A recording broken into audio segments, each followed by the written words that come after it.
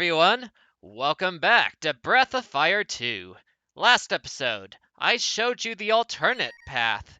Through defeating August, Lean gets paralyzed by poison darts, and then we have to clear up a misunderstanding while meeting a mysterious figure called Ray.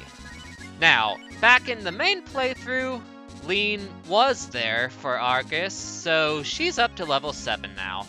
Also, Rand is going to be leaving our party very soon, so be sure to take the bronze helm off him before doing so, and then press the Y button to activate his rolling ability, which, amongst being really fast, if a little hard to control, is able to zoom through the overworld without fighting any encounters.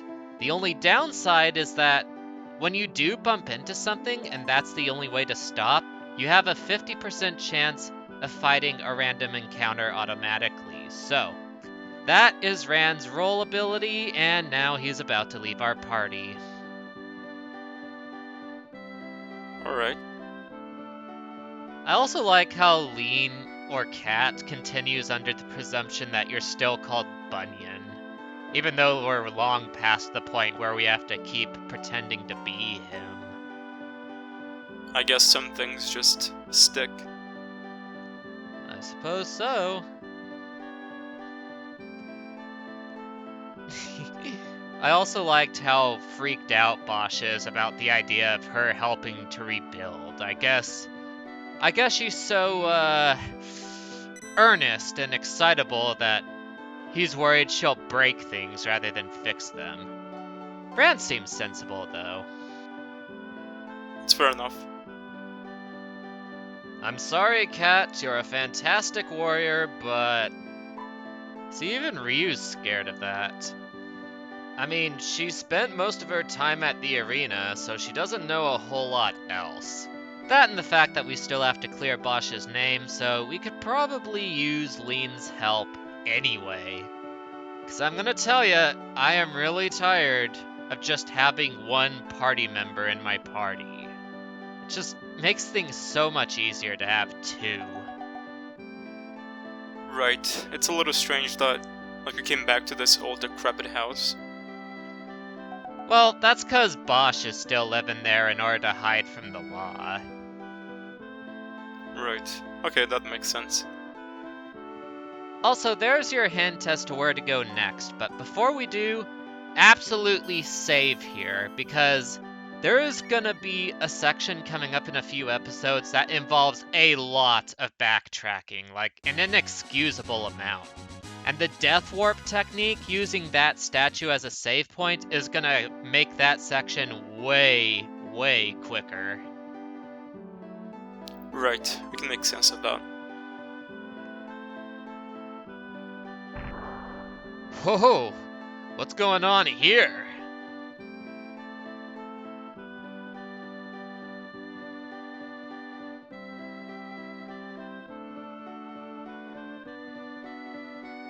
Is somebody being kidnapped?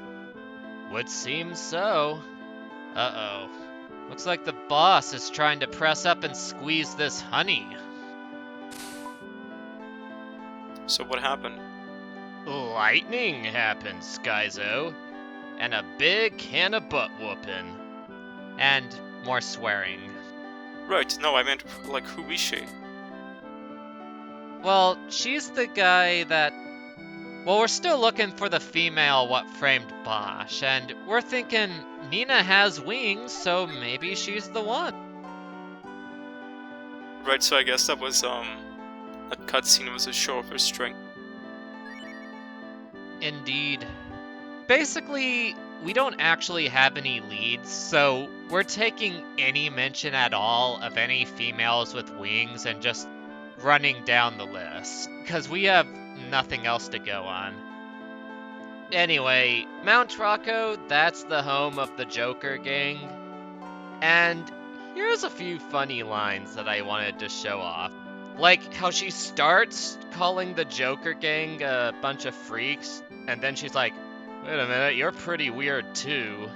We also have a bathroom with a reference to Moaning Myrtle from Harry Potter, which I forgot to snag, I'm very sorry. And then we've got the mouth-to-mouth technique for restoring magic, and a student who is very eager to demonstrate, presumably before being paired with another boy, because that is comedy. It's interesting. The Joker, gang! What impression is that? The Joker from Batman! Well, actually from a lot of Batman media, but mainly from Batman the Animated Series. That's the best Joker impression I've heard. Charmed! Your flattery warms the carcasses of my heart. I'm sure it's not perfect, but, you know, I don't practice it. Oh, Lean really wants to learn magic. And the funny thing is, she actually learns a lot of really, really powerful offensive magic as she gains levels. But she doesn't have the AP to cast any of it because she doesn't have any of the patience needed to perfect anything. Oh no, they're back again! Apparently not scared at all, despite what he just saw outside. These guys are fearless. Not only that, but he's also outnumbered, and his friends didn't come with him. Okay, so they got Mina. That is really not good. You know what? He kind of reminds me of a pirate. Actually, I think a lot of gangs have red scarves like that as well. It's kind of the reason why you're not supposed to wear hats or scarves in school. Oh, really? Okay, that makes sense. At least in our country. I know you don't live in the US. Do gangs wear scarves and hoods in your country, Skyzo? I mean, like, you'd think any gang would, right? Because it conceals identity. I suppose, I just don't know. Yeah, I mean, every gang does. Well, if anyone knows any exceptions to that, feel free to let me know, but yeah, this here is our next plot hook, to do the right thing by saving Nina from those horrible jokers. Also, so that she doesn't carve a path of destruction in her wake on their orders, because that would also be a bad thing. Also, Lean gets swapped to the front for some reason, which is a little helpful for hunting. Of course, that there is a really bad hunting spot because, as you can see, there's barely anywhere to actually hit this thing. It's invincible while it's in the tall grass, which means that unless you get incredibly lucky like I did there, it's probably going to get away. But to be clear, you do not have to worry if you didn't manage to get any roasts on the way to any of these dungeons. They're just helpful for making sure you get everything you need, but they're not required. What is required is clearing this guy out of the way, so that way we can get to his boss. Oh, wait, I guess Joker is his leader. Yep. Joker is the leader of this outfit. It's a fairly easy fight. Well, that was just with a thug, one of his minions. Although with an awesome line. Joker demands your respect, your fear, and your ass off his doorstep right this minute. And coming up next is another great one. If I got this straight, the boss's name is Joker, my name is Potty, and I'm using the Guvara. Oh, he got the last two backwards again. You know what the joke is there, right, Skyzo? I don't know, I think that flew right by me. Okay, so his name is Potty, and he has to use the Guvara. But he got the last two mixed up again. Oh. His name is Guvara, and he has to use the Potty. That is such a low effort joke. Well, it's important here because there's something coming up that depends on you knowing who all these guys are. So I mean, obviously, you don't have to do all this if you've already memorized the solution, but I'm just showing you how you'd know the first time through. Right. Also, because most of these rooms don't have any monsters, so I can afford to do so. Fair enough. Actually, the upper middle room had a small chance of encounters, but details. Now, if you were paying attention to all that, the correct answer is pain, or painy, or whatever. I don't know why Ryusui had to be fancy about it, but again, we're jonesing for EXP and gold, so I just intentionally choose the wrong answer so I can bun rush this guy for experience and gold. There's a fairly precarious shopping segment coming up in the next town, and having enough gold is never a trivial matter, so better safe than sorry. Right. Well, I like Lynn's combat animations. Also, she clobbered that poor pig in the hunting section. Yeah, that's what she does. That's why Bosch didn't want her working on the house. Anyways, make sure you swap Ryu up to the front. Because, yeah, you get bitten by a Black Widow here. And the guy that was in front of the marching order, which you can change with L and R, he's the one that gets bitten and poisoned and damaged. We don't want that to be Lean, because she's the fragile one, while Ryu is the tanky one. Right, so the skull icon stands for poison, right? Yeah. Also, you just saw a critical hit. That's one of the things that kind of stinks about this game. Every single monster, except those specifically coded to never crit you, and I think only the Harpies are that way, all of them have a 1 in 64 chance of critting you. Which, you know, that's so rare that you can never just assume they're gonna do so. You have to assume that they won't. And yet if they do, it can really mess you up. So that can be a little frustrating, you know what I mean? Right, well that's, I mean that's a lot more forgiving than some other games, right? Usually you have like a 1 in 16 crit rate. Like, I don't know, my mind is a little funny where I almost prefer enemies to have really high crit rates because then I have to build a strategy around it, and my strategy would never fail because I planned for it.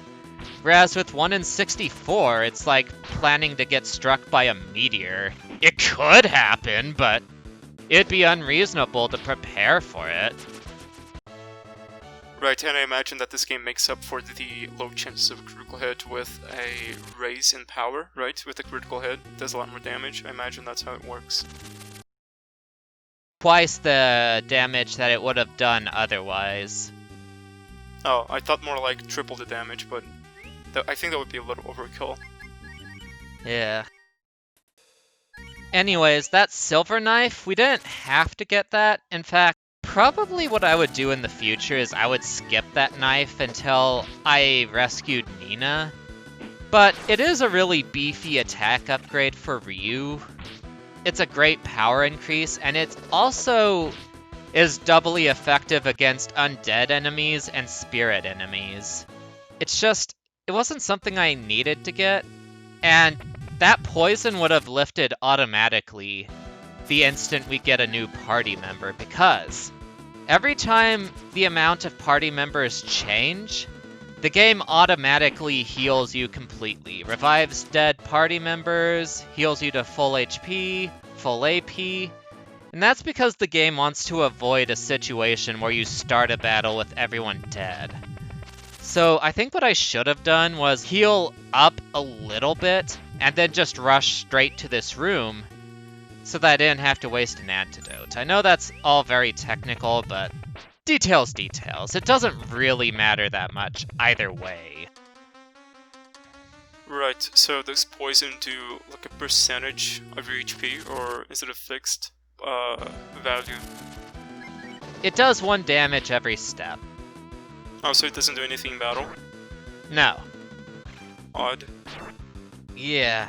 And what's even weirder about that is that a few bosses still have the ability to poison you, even though it really doesn't do anything bad for as long as you're actually in the fight. Like, when you beat the boss, the dungeon's over, you cast the exit spell, and you're kinda good, so having something that poisons you is kind of a waste of an attack slot.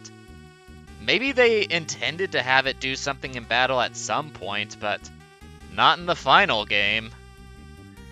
Oh man. This is getting really dicey right here.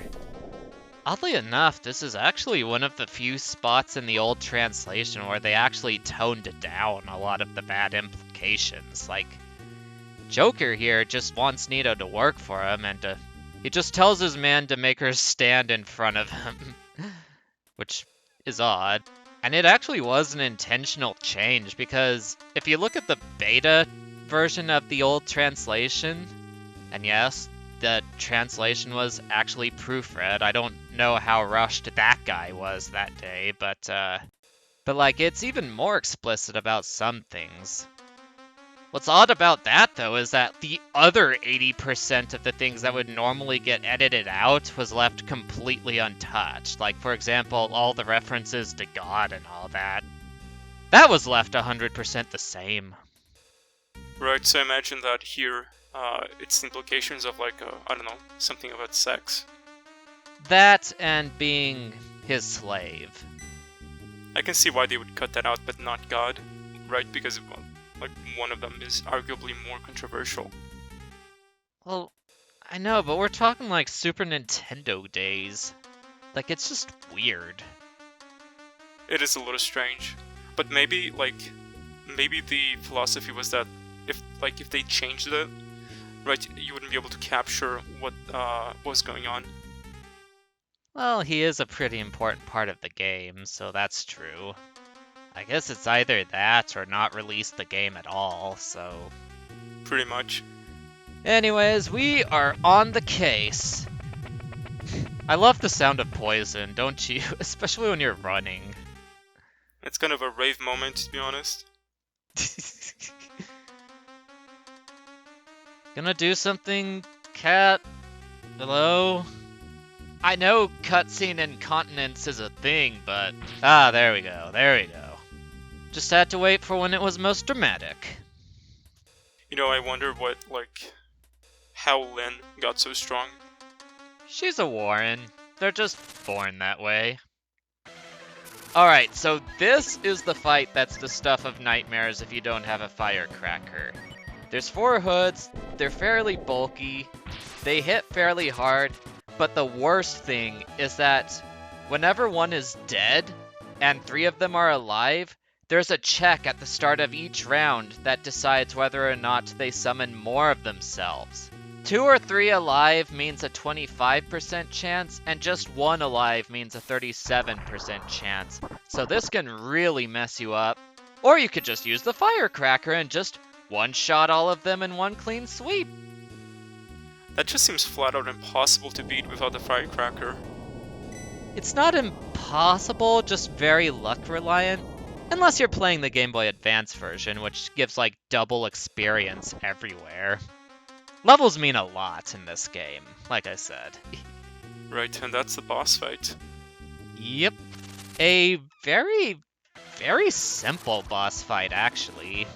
Almost insultingly simple after the hellacious fight that was August. He is slower than every single one of your guys, has less HP, only attacks once per round, and there's no complicated AI shenanigans or anything. He just has, like, a really small chance of defending. I think has 1/4 of a chance to use something called Miasma. Does around 30 damage to everyone and poisons them, and then 2/3 of the time he just does regular melee attacks, which, yeah, doesn't really do a whole lot. He's also weak to ice, so Nina is swinging for around 70 damage per hit. So as long as you have herbs, he really can't kill you at all. Like, even if he just spams Miasma, it's no big deal because you have herbs. a strange boss fight. Like, you'd think they would, like, yeah, if you showed me this guy, I would think he was, an endurance fight. He would have high defenses, but it doesn't look like it. I think he has slightly higher defenses than August. Like, my melees are doing 20 instead of 40 to 50, but it doesn't really matter a lot, because Nina just chews through his HP like mad. Oh yeah, for sure. It's only a shame that I don't have the HP bars on for you, because you're looking at a different version of this video. I have an idea of how much damage he's doing, like it's very significant with his ice weakness. Indeed. Also, since I brought her up, let's take a bit to talk about her. So Nina's really good for this fight, but in general, Nina is fairly unremarkable and only really gets going towards the back half of the game, which is a problem for several reasons. One, the early game is the toughest part of the game anyway. Two, she's as fragile as Lynn and Kat is, except unlike Kat, she's extremely slow instead of really fast, so you never know if she could get like one shot killed by a stray crit or whatever. The third thing is that most of her spells, you can cast them via battle items that you can buy in shops later on. Fire Spices do Fire Blast, Thunder Rods do Lightning, Shaved Ices do Ice Blast. And you can use these items with Lean, who's faster, so you're kind of getting the same results as if you trained her. But probably the biggest death knell is that the secret character of the game, which of course we're not using, but if you did, she's basically Nina, but better, just flat out better in every way, and she comes in at like level 35 with all the important spells that Nina would learn. The game kind of tries to make you use Nina in spite of all this by having a solo section for her, but the section is so short and the boss is so easy that you can get away with not giving her any experience at all. It's kind of a shame. She becomes really good if you level her up a lot throughout the game, but you just don't have the time to do so because you need the space for other party members. And because reserve party members don't get any experience, she just sort of falls behind. It's a real shame. So, by the sounds of it, she becomes a permanent party member? Yeah. It's a shame she's underwhelming, but I could see, an argument for balance, but I can imagine this is the best way to approach it. Yeah. The one thing I will say is that she improves significantly in the Game Boy Advance version. Probably the most improved out of all of them, because with spellcasters, they love experience buffs because it means they learn their spells quicker. Their spells being the main indicator of how strong they are. Because she learns everything so early, she doesn't fall into that weird phase where most other characters can do everything she does, but with shorter animations. Right, so what's changed, her other iteration? Nothing, you just get experience twice as quickly. Oh, really? Yeah. Like, spells are really important for a spellcaster, and the more experience you get, the faster you get stronger. Well, I was more expecting something like an improve in her stats, but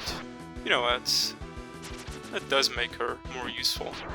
With spellcaster-type characters in RPGs, I find they don't really improve every level up. They improve every few level ups, because every few level ups is when they get their spells.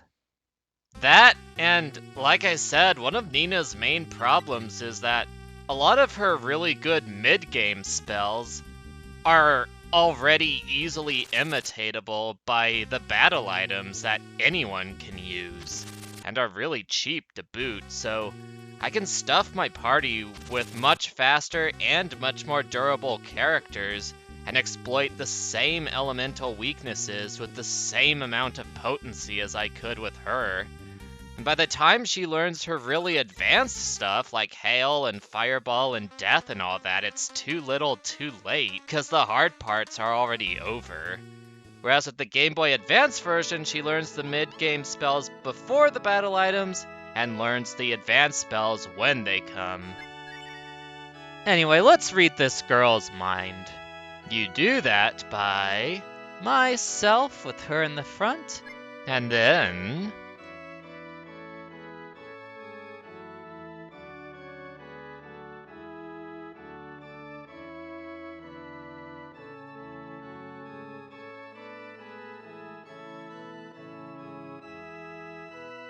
Apart from being a really inspiring quote, it's just a really great way of describing her situation before you get into all the details. It's really nice foreshadowing. What's interesting? It's a neat detail. I just love this guy so much. Like, his flavor text kinda adds a lot, and it updates fairly regularly. I love this feature. I mean, you are pretty often going to rely on him, so it only makes sense.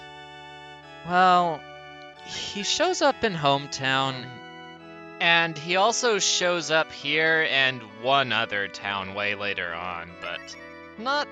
Oh, and here's a reference to the township and tenant mechanic later. The way he says that not all of your allies will be people that wield weapons and swords and all that. Keep that in mind for later.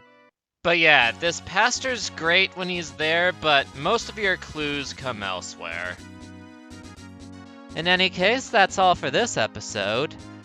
Be sure to join me next time to meet Nina's family. This is Fiona Day Quester signing out. God bless y'all. Alright, I'll see you later, YouTube.